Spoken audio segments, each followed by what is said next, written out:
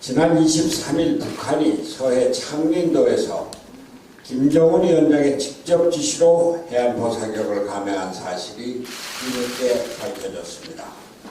23일은 연평도 포격 도발 사건이 발생한 지 9주년이 되는 날이었습니다. 9.19 남북 군사 합의를 정면으로 위반한 북한의 이번 포격에 대해서 국방부의 은폐 의혹을 비롯한 정부의 늑장 대응이 국민의 분노를 띠고 있습니다. 오늘은 금강산 관광 때 남측 유람선을 받았던 장전항이 해군 기지화되고 있다는 보도도 있었습니다.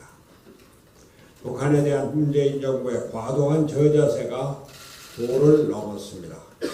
한반도 평화는 거스를 수 없는 대세이고 우리가 한 마음으로 추구해야 할 목표이지만 우리가 북한에 끌려다녀서는 진정한 한반도 평화를 이룩할 수 없습니다.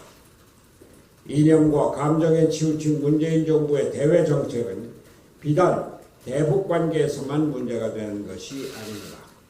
지난 지소미아 조건부 유예 결정에 대한 양국 정부의 발표 내용과 관련해서 문재인 대통령의 최측근인 청와대 고위 관계자들이 앞장서서 감정적인 언사를 쏟아내고 있습니다. 문재인 정부가 낡은 이념과 격앙된 감정으로 대외 정책을 고집한 결과 곳곳에서 문제가 발생하고 있습니다. 그러나 한반도 평화와 국제 외교는 이념 또는 감정으로 해결될 문제가 아닙니다. 이념과 감정은 지지층을 결집시키는 데 도움이 될 수 있을지 모르나 국익을 제고하여 국가의 미래를 담보해야 할 국정 운영의 영역에서는 어떠한 도움도 되지 않는다는 사실을 문재인 대통령과 정부는 명심해야 할 것입니다. 어제 저와 김관영 최고위원이 자유한국당 황교안 대표가 단식 농성을 하고 있는 현장을 방문했습니다. 일주일 새 급격히 건강이 악화된 황교안 대표의 모습에 안타까움을 금할 수 없습니다.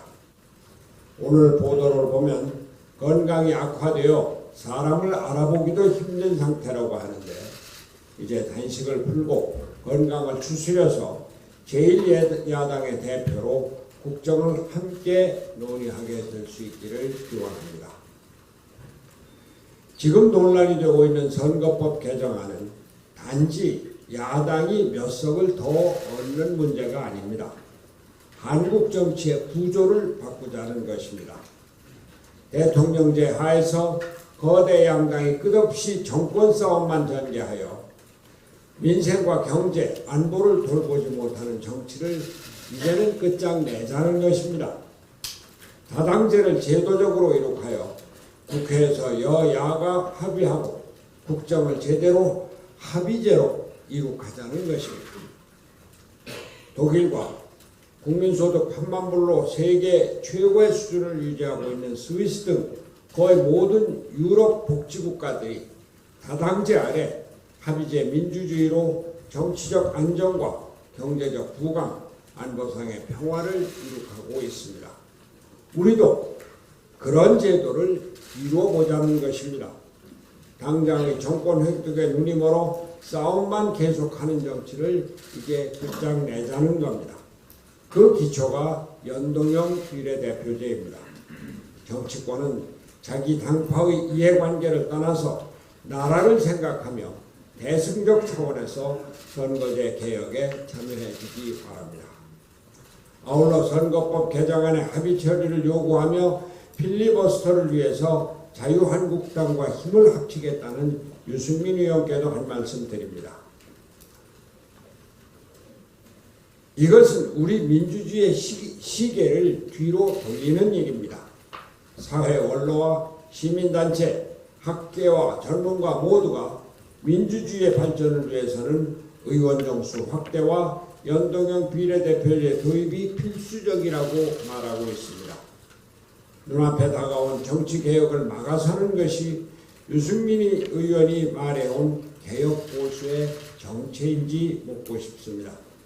건강한 보수의 참된 가치는 반개혁과 반민주에 있지 않고 자유와 민주라는 가치를 위한 개혁에 있다는 점을 깨닫기 바랍니다. 마지막으로 선거법 개정안과 공수처법을 분리 처리하려는 정치권 일각의 움직임에 대해서 말씀드립니다. 패스트트랙으로 지정된 법률안을 일관 처리하고 그 중에서도 선거법을 가장 우선으로 처리한다는 것이 지난 4월 여야 4당의 합의사항입니다. 선거법 개정안과 공수처법을 분리 처리하려는 시도는 여야의 합의 정신을 정면으로 짓밟고 선거법과 공수처법을 거래하려는 정치적 의도가 숨어 있음을 의심하지 않을 수 없습니다. 특히 여당은 이러한 꼼수가 아니라 우리나라 정치 발전을 이러한 꼼수가 우리나라 정치 발전을 가로막는 커다란 죄악이 될 것이라는 점을 깨닫고 이러한 일이 결코 일어나지 않게 되기 바랍니다. 이상입니다.